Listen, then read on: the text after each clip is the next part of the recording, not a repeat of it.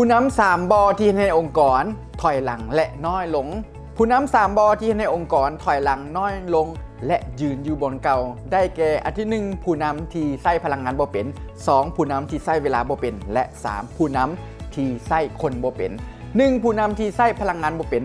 พลังงานที่ดีหรือว่าพลังงานสั่นสะเทือนสูงจะเป็นตัวขับเคลื่อนให้ในองค์กรก้าวหน้ายั่งยืนและเติบใหญ่ถ้าหากว่าผู้นำมีพลังงานที่ดีมี energy ที่แข็งแกร่งจะสามารถไปถ่ายทอดพลังงานที่ดีให้แก่องค์กรได้นั้นผู้นำที่ใช้พลังงานบ่เป็นหมายความว่าเป็นผู้นำที่บ่มักออกกำลังกายเป็นผู้นำที่บ่เอาใจใส่เรื่องอาหารการกินและเป็นผู้นำที่เข้านอนดึกจึงเฮ็ดให้ตนเองบ่มีพลังงานได้ไปถ่ายทอดให้แก่องค์กรนั่นเอง2ผู้นำที่ใช้เวลาบ่เป็นผู้นำที่ใช้เวลาบ่เป็นบ่มีตารางประจำอาทิตย์บ่มีเป้าหมายประจำวันและจะเฮ็ดสิ่งที่สำคัญสิ่งที่บ่สำคัญซับซ้อนปนเปกันไปแน่นอนผู้นำที่ใช้เวลาบ่เป็นนั้นยังบ่สามารถฮู้ว่าเวียกใดแม่นเวียกที่ตนเองถนัดเวียกใดแม่นเวียกที่ตัวเองควรจะแจกจ่ายให้แก่องค์กรเอาเวียกมากองไว้แล้วเฮ็ดคนเดียว3ผู้นำที่ใช้คนบ่เป็นผู้นำที่ใช้คนบ่เป็นโดยส่วนใหญ่จะเป็นผู้นำที่บ่ย่องยอผู้คนบ่ชื่นชมผู้คนและจะเป็นผู้นำที่ออกคำสั่งเพียงแต่อย่างเดียว